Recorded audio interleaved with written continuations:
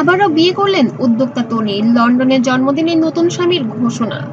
আকিব চৌধুরী, ও মাগো আপনি এক ভিডিওতে দেখলাম আপনি নাকি দেশের বাইরে গিয়ে এক বেড়াকে বিয়ে করছেন লুকিয়ে। বিয়ের 1 বছরও পেরোয়নি শাহাদাত সাহেবের মৃত্যু।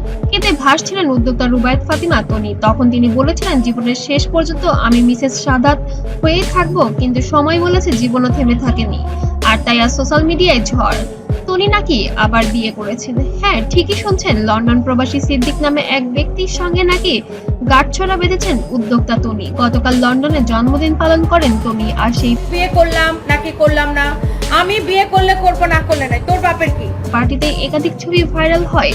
আরো অবাক করা বিষয়, সিদ্দিক নিজেই তার প্রোফাইলের ছবিগুলো পোস্ট করে লিখেছেন, আমার স্ত্রী, আমার জীবনসঙ্গী তনি।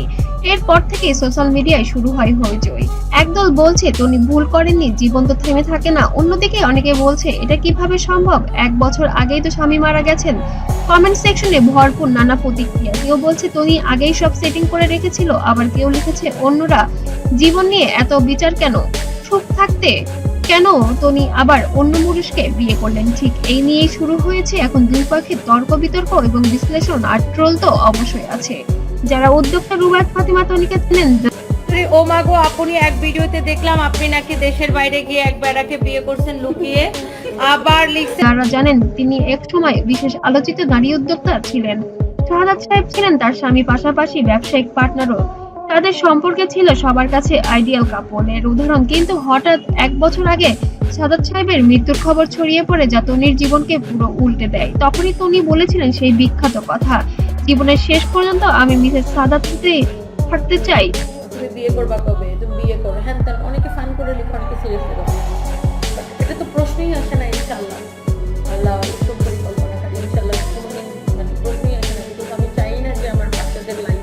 কিন্তু বাস্তবের কঠিন সময়, একাকিত্ব আর জীবনে চলমান ধারার হয়তো তাকে অন্য সিদ্ধান্ত নিতে হয়েছে। লন্ডনে তখন তিনি সিদ্দিক একসাথে সময় কাটাচ্ছেন। জন্মদিনের ছবিতে দেখা যায় তিনি হাসি মুখে কেক কাটছেন, পাশে সিদ্দিকের হাত ধরে হাসছেন দুইজনই। আর ঠিক এই দৃশ্য অনেকের মনে নানা প্রশ্ন জাগিয়েছে, এটা সত্যিকারের ভালোবাসা নাকি দ্রুত নেওয়া একটি সিদ্ধান্ত। তবে যাই হোক না কেন, এটা এখন নিশ্চিত সিদ্দিক নিজেই তনিকে স্ত্রী হিসেবে স্বীকার করেছেন। সোশ্যাল মিডিয়ায় ট্রোল থেকে শুরু হয় নানা ইউটিউব চ্যানেল। এখন সবাই তনিকে নিয়ে ব্যস্ত। কেউ বলেছে এটাই নারী স্বাধীনতা, নিজের জীবনের সিদ্ধান্ত নিজেই জানালেন। আবার কেউ বা কটাক্ষ করে বলছেন, জামাই যেতে না যেতেই নতুন বিয়ে। একদম আর এটা হয়ও না। অন্য একটা মানুষ কখনো অন্য একজনের সন্তানকে নিজের সন্তানের মতো ভালোবাসতে পারে না, এটা হয়। মনে করছে হয়তো এই সম্পর্কের পেছনে বন্ধুত্ব, সহমর্মিতা থেকে জন্ম নিয়েছে, ভালোবাসার কাজ করছে। অন্যদিকে অন্যরা ভাবছেন সবকিছুই আগেই প্ল্যান করা ছিল কিনা। মনোবিজ্ঞানীরা বলেছেন, শোকের সময় এক দীর্ঘদিন একা থাকতে পারেন না।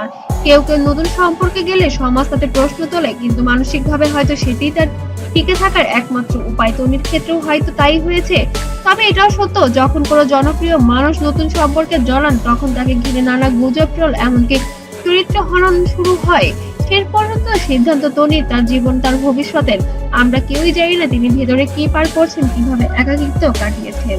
তবে একটা বিষয় নিশ্চিত, বিয়ে যদি ভালোবাসা ও সম্মানের মাধ্যমে হয়, সেটি কখনোই লজ্জার নয়, আরো সমাজের দায়িত্ব বিচার নয়, সমর্থন করা।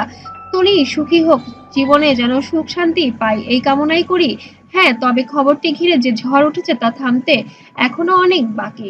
আপনার কি মতামত, তনি ঠিক করেছেন না ভুল করেছেন, কমেন্টে জানাতে যেন ভুলবেন না। আর আমার ভিডিওটি যদি ভালো লেগে থাকে, অবশ্যই আমার চ্যানেলটিকে সাবস্ক্রাইব করে পাশে থাকবেন।